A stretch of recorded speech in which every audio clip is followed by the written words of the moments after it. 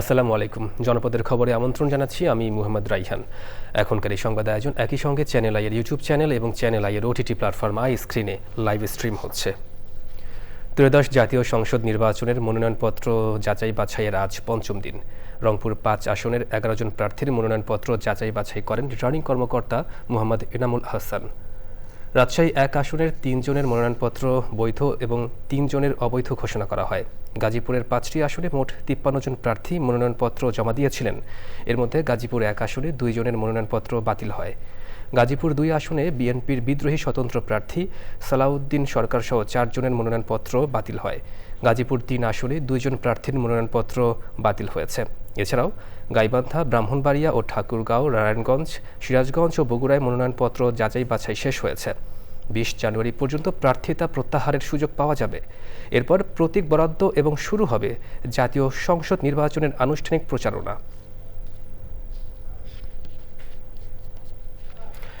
তথ্য, পরিবেশ ও পানি সম্পদ মন্ত্রণালয়ের উপদেষ্টা সৈয়দা রিজওয়ানা হাসান বলেছেন, ভোটের সময় বিভিন্ন স্থানে কিছুটা রাজনৈতিক উত্তেজনা থাকে, পরাজিত শক্তি বাধার সৃষ্টি করতে পারে, সেগুলো অতিক্রম করেই সুষ্ঠু নির্বাচনের দিকে এগিয়ে যেতে হবে। সকালে সিলেটে প্রেস ক্লাবে পিআইবি আয়োজিত নির্বাচন বিষয়ক প্রশিক্ষণ উদ্বোধনী অনুষ্ঠান শেষে সাংবাদিকদের তিনি এসব কথা বলেন।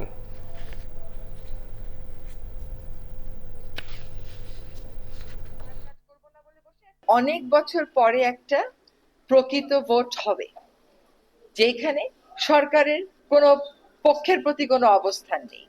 মানুষ নির্ভয়ে সব জেনে বুঝে তার ভোটাধিকারটা যেন প্রয়োগ করতে পারে, সেটাই আমাদের প্রচেষ্টা থাকবে। আমরা এই নির্বাচনটা আয়োজন করছি একটা গণ অভ্যুত্থানের শক্তির উপর দাঁড়িয়ে। সেখানে পরাজিত শক্তি কিছু বাধার সৃষ্টি করতে পারে, সে বাধাগুলো আমাদেরকে মোকাবেলা করতে হবে। আমার তো মনে হয় পরাজিত শক্তির পক্ষে কোনো রকমেরই জনমত নেই। যেখানে কোনো রকমেরই জনমত না থাকে, সেইখানে চ্যালেঞ্জগুলো জনগণকে সাথে নিয়ে আমরা মোকাবেলা করতে পারবো। হিমেল হাওয়া আর ঘন কুয়াশায় কনকনে শীতে কাবু হয়ে পড়েছে উত্তরের জেলা দিনাজপুরের হতদরিদ্র ছিন্নমূল ও খেটে খাওয়া মানুষ। তবে নতুন বছরের শুরুতে এসব শীতার্ত মানুষের পাশে দাঁড়িয়েছে স্বেচ্ছাসেবী সংগঠন ট্রাই ফাউন্ডেশন। তীব্র শীতে গরম কাপড় পেয়ে কৃতজ্ঞতা জানিয়েছেন অসহায় ও দরিদ্র মানুষেরা। শাহ আলম শাহীর তথ্য, ভিডিওচিত্রে আলমুকসিদের রিপোর্ট। হিমালয় থেকে আসা কনকনে হাওয়ায় দিনাজপুরে জেঁকে বসেছে শীত। তীব্র শীতে বিপর্যস্ত খেটে খাওয়া মানুষ, শীতবস্ত্রের অভাবে জুবুথুবু অবস্থা। প্রতি বছরের মতো এবারও এসব শীতার্ত মানুষের মাঝে শীতবস্ত্র বিতরণ করে নতুন বছর শুরু করেছে স্বেচ্ছাসেবী সংগঠন ট্রাই ফাউন্ডেশন। শীতে গরম কাপড়, কম্বল পেয়ে আনন্দিত শীতার্ত মানুষেরা। কম্বল পেয়ে খুব খুশি হলাম। তো এইভাবে প্রতি বছর আল্লাহ সবাইকে যেন ওই জন্য এই সেবাটা প্রতি বছরে দিতে পারে মানুষের মাঝে। এই কম্বল নিয়ে আমরা নাতিপুতি নিয়ে সবাইকে নিয়ে গাড়িতে থাকবো, আমাদের জীবনটা বেঁচে আসবে। ভাই খুব ভালো জিনিস দিচ্ছে এবার। কম্বল পাইছি, মোটা কম্বল, খুশি হলাম। কম্বল তো শীতের দিনে পাওয়াটা খুব মূল্যবান জিনিস। এটা নিয়ে আমরা বাড়িতে সবাই বাচ্চা কাচ্চা গায়ে দিবে। এইবার পাইলাম, আরো জানি দিতে পারে। বয়স্ক মানুষ ঠান্ডা, আমরা কম্বল পাইছি, এতে আমরা অনেক অনেক খুশি হয়েছি।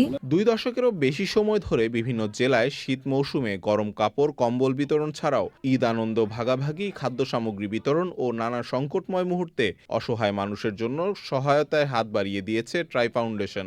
তাদের এই কার্যক্রমে প্রশংসা করেছে স্থানীয় বিশিষ্টজনেরা। ট্রাই ফাউন্ডেশনের উদ্যোগে আজকে যে কম্বল বিতরণ শীতার্তদের মাঝে, এটা খুবই মহতি উদ্যোগ। আমাদের যে এই শীতার্ত মানুষের মাঝে এই কম্বল বিতরণ, আমার মনে হয় যে আগামী দিনের জন্য এই কাজ চলমান থাকে, এই জন্য আমি আশাবাদ ব্যক্ত করতেছি এবং ট্রাই ফাউন্ডেশনকে ধন্যবাদ জানাচ্ছি। তো এই শীতের দিনে একটু কমফোর্ট দেওয়া বা একটু আরাম দেওয়া, এটা সত্যিকার অর্থে মানবিক কাজ। ট্রাই ফাউন্ডেশনের পক্ষ থেকে এই যে মানুষকে একটু কমফোর্ট দেওয়া চেষ্টা করছেন, এটা আমরা সবাই কি পারি, অন্যকে শান্তি দিতে পারি।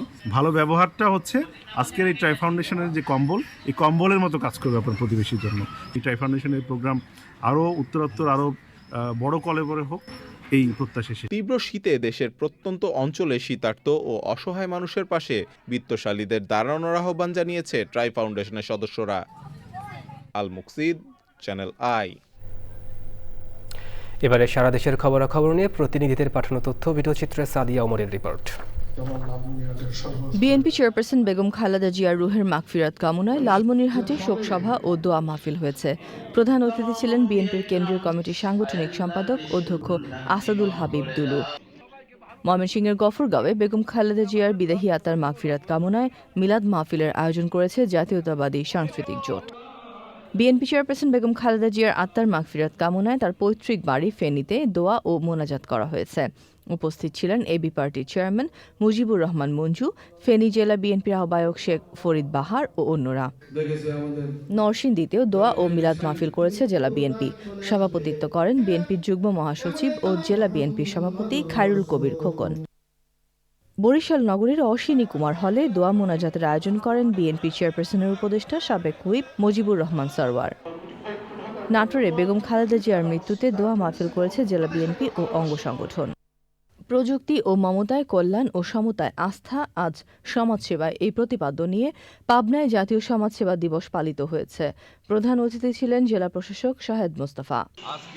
এসএসসি 90 ব্যাচের সংগঠন কুড়িগ্রাম 90 এর পক্ষে শীতার্ত মানুষকে শীতবস্ত্র দিয়েছেন সংগঠনের সভাপতি অ্যাডভোকেট SSM ইউনুস চৌধুরী ও অন্যরা।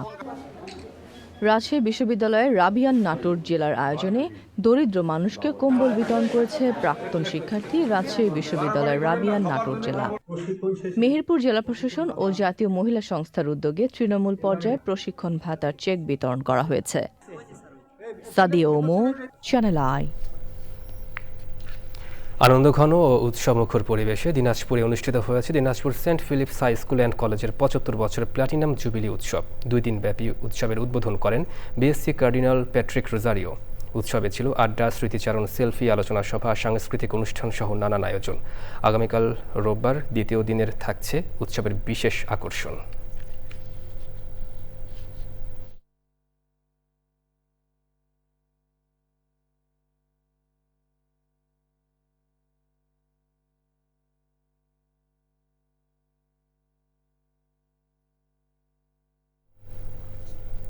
প্লাস্টিকের আগ্রাসনে পরিবেশ যখন হুমকির মুখে, তখন পাটের পণ্য তৈরি করে নতুন সম্ভাবনা তৈরি করেছেন বিশেষ চাহিদা সম্পন্ন নারী উদ্যোক্তা।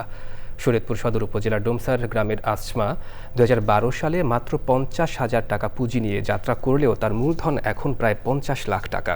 তার প্রতিষ্ঠানে কাজ করছেন আরও 22 জন নারী উদ্যোক্তা। SM মুজিবুর রহমানের রিপোর্ট। যাপিত জীবনে পদে পদে যখন সমস্যা আর সীমাবদ্ধতায় থেমে যায় অধিকাংশ মানুষ, তখন সকল সীমাবদ্ধতাকে পাশ কাটিয়ে সম্ভাবনার গল্প লিখেন বিশেষ চাহিদা সম্পন্ন আসমা। আসমার কারখানায় তৈরি হচ্ছে ব্লক বুটিকের শাড়ি, পাঞ্জাবি, 3 পিস সহ পাটের স্কুল ব্যাগ, লেডিস ব্যাগ, পাপোশ ও নানান পণ্য। পরিবেশ বান্ধব পণ্য তৈরি করে স্বাবলম্বী যেমন হয়েছেন, তেমনি তৈরি করেছেন অর্ধশতাধিক নতুন উদ্যোক্তা।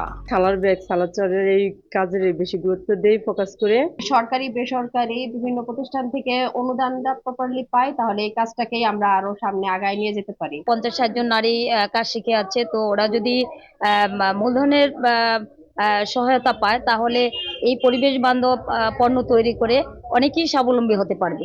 যথাযথ পৃষ্ঠপোষকতা পেলে পাটজাত পণ্যের শুধু প্রসারই ঘটবে না, বরং প্লাস্টিক আগ্রাসন রোধেও কার্যকর ভূমিকা রাখবে বলে মত সুধীজনদের। কাপড় এবং পাটের ব্যবহার যদি আমরা বৃদ্ধি করতে পারি, তাহলে পরিবেশ বিপর্যয়ের হাত থেকে রক্ষা পাবে।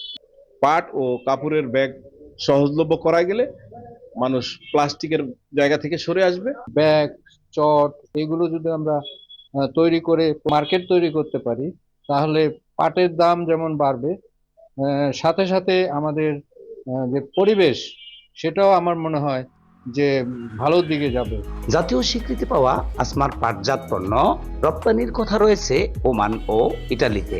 প্লাস্টিক পণ্যের আগ্রাসন যখন পরিবেশকে হুমকির মুখে ঠেলে দিচ্ছে, তখন আসমা আপাদের এমন ক্ষুদ্র ক্ষুদ্র উদ্যোগ নতুন করে স্বপ্ন দেখাচ্ছে।